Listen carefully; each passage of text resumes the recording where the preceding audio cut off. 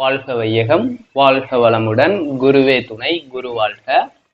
இப்போ பார்த்தீங்கன்னா இன்னைக்கு காலை உணவு மணி 8:30 மணி ஆகுது. இந்த காலை உணவு இயற்கை உணவா நம்மளால எவ்வளவு அதிகமாக எடுத்துக்க முடியுது அப்படிங்கிறதா தான் இந்த வீடியோ இருக்க போகுது. என்னால் எவ்வளோ சாப்பிட முடியுது, என் உடம்பு எவ்வளோ எடுத்துக்குது அப்படிங்கிறது மட்டும்தான். இதுக்கு ரெடி பண்ணி வச்சிருக்கக்கூடிய சாப்பாடு என்னன்னு பார்த்தீங்கன்னா, ஒரு 1/2 மூடி தேங்காய் எடுத்து வச்சிருக்கேன், வாழைப்பழம், நாட்டு சர்க்கரை. என்ன காரணம் இந்த நாட்டு சர்க்கரைனா, தேங்காய் சாப்பிட்டாலும் இந்த நாட்டு சர்க்கரை தேவை, வாழைப்பழம் சாப்பிட்டாலும் இந்த நாட்டு சர்க்கரை தேவை. ஏன்னா வாழைப்பழத்துல வாயு அதிகமா இருக்கு, அதை முறிச்சு தான் சாப்பிடணுங்கிறத வள்ளலார் சொல்லியிருக்காரு. அதை முறிக்கிற ஐட்டம் என்னன்னு கேட்டிங்கன்னா, இந்த நாட்டு சர்க்கரை, கருப்பட்டி, இது போன்ற இதுதான். இதுல தொட்டு சாப்பிட்டோம் அப்படின்னம்னா அதுல இருக்கக்கூடிய வாயுக்கள் முறிஞ்சிரும் அப்படின்றது போல சொல்லியிருக்காங்க.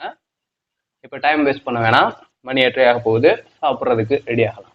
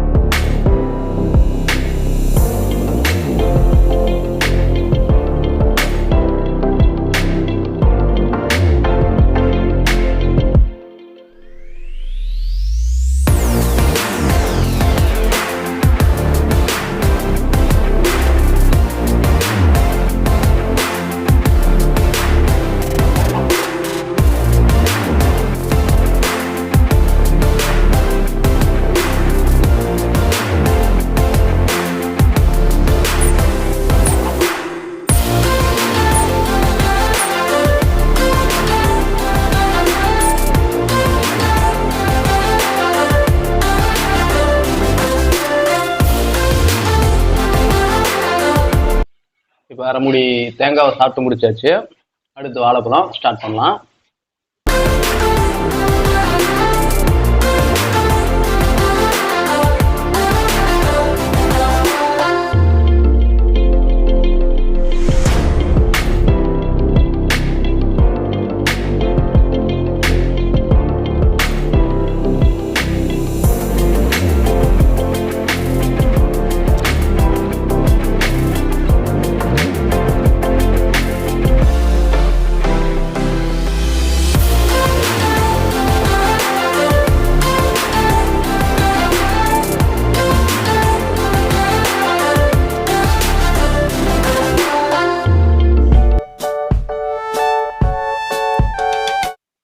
நாட்டு சக்கரை தீர்ந்துருச்சு.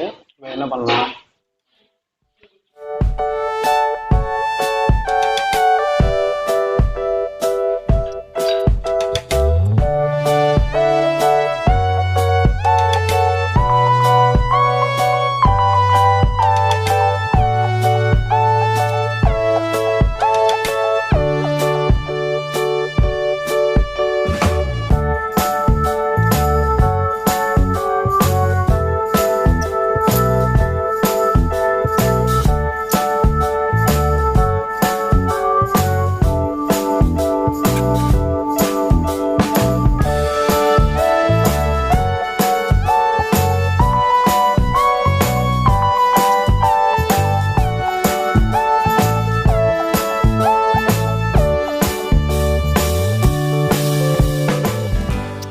காலை சாப்பாடு ரொம்ப அதிகமாகவே சாப்பிட்டாச்சு. எப்பவும் ஒரு 3-4 வாழைப்பழம் தான் சாப்பிட முடியும். இன்னைக்கு கொஞ்சம் அதிகமாக சாப்பிட்ருக்கோம். எத்தனை சாப்பிட்ருக்கோம்னு பார்க்கலாம்.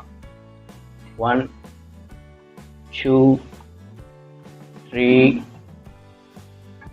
4 5 6 7 8,